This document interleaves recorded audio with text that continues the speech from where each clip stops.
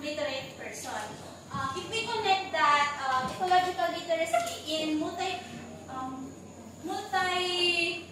intelligence, you are a naturalist intelligence, wherein being a naturalist person, you have your true care or your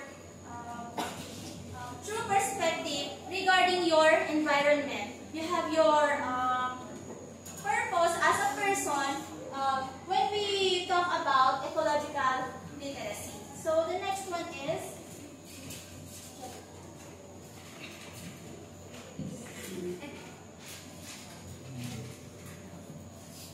ecological knowledge literacy. It refers to the ability to understand, apply knowledge about natural world, ecosystem, and the impact of human activities on the environment.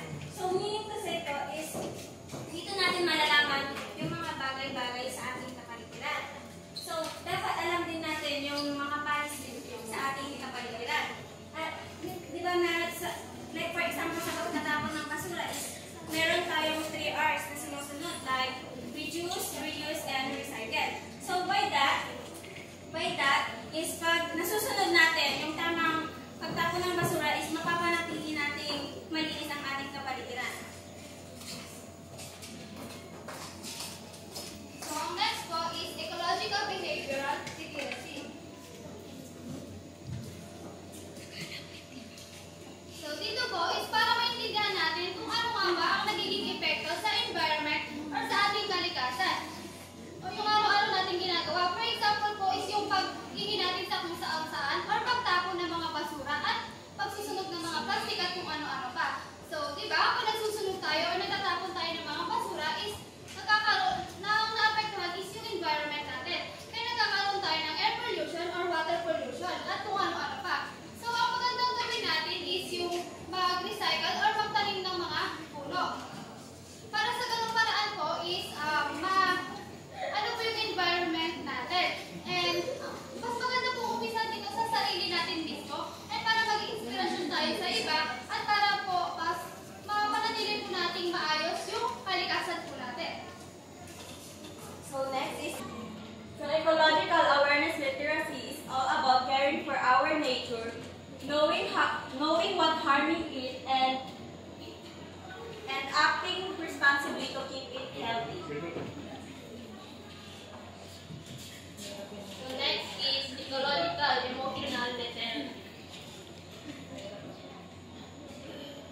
Ecological emotional literacy is ability to understand and respond to the emotional aspects of our relationship of the natural world. So ibig sabihin is kung dito sa ecological emotional literacy is kung paano mo i-appreciate yung nature through emotion. So for example na lang po is pumunta ka po sa nature and namangha ka sa kagandahan and maraming malinis and maraming puno is doon mo makikita yung kahalagahan ng isang nature.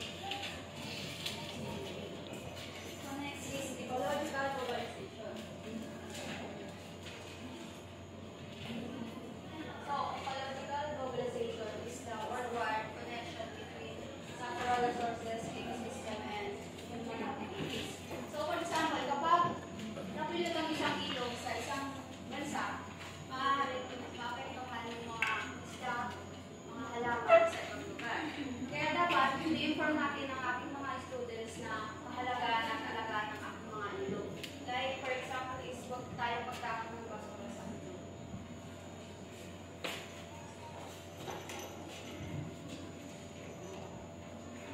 So ecological ethics literacy. So it means pag-intindi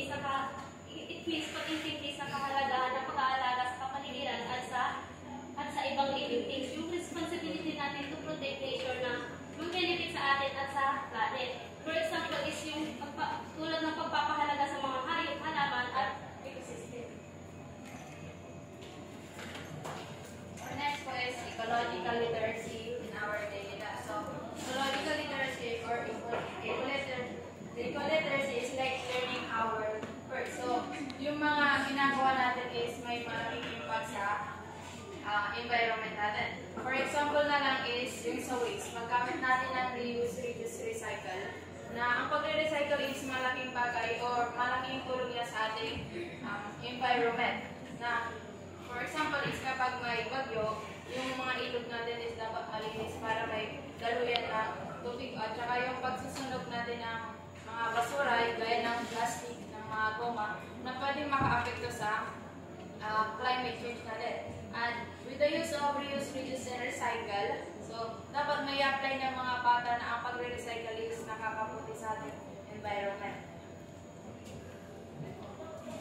So, good morning po. So, lahat po na nabanggit po dyan, yung ecological global picture, ecological knowledge, and ecological behavior po, ethics, emotional and awareness, lahat po ito is may disadvantage po kapag ka-in-apply na po natin ito sa ating sarili or sa ating kapaligiran. Like for example, in our house or sa bahay po natin, di ba po? Kapag once na in-apply na po natin yan, just like for example, yung mga bottle po na pinag-inuman natin ng soft drinks,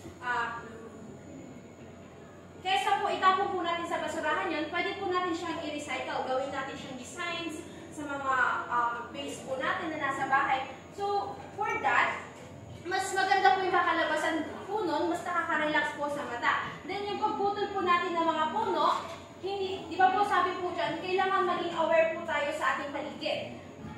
Dapat po, kapag nagputol na po tayo ng puno, marunong din po tayong magtanim. Kasi iba din po, yung may puno, iba din po yung nagbibigay nun sa atin.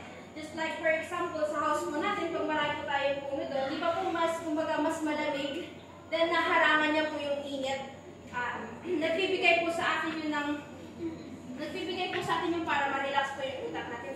All of this po is about application po natin, kung paano po natin siya may i-apply sa sarili natin or sa paligid po natin.